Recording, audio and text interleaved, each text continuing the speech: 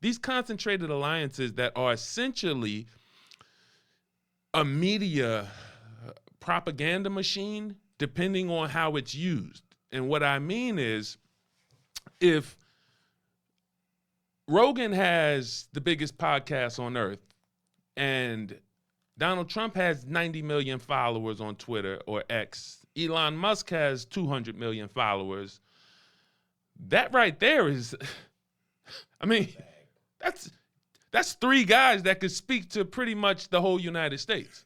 Now, pardon my ignorance about the whole, the way the social media works, but how many of those, the question that you want to ask is, how many of those are how much crossover is there? Very, very little. So, really?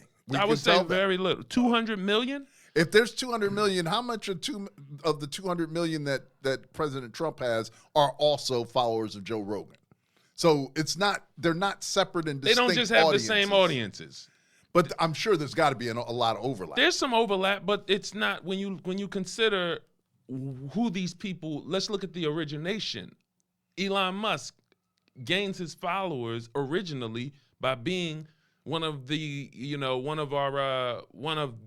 generation's foremost leaders and, brilliant minds. And, he's built things. He's built things in the tech world. That's not Donald Trump's audience, how he started it.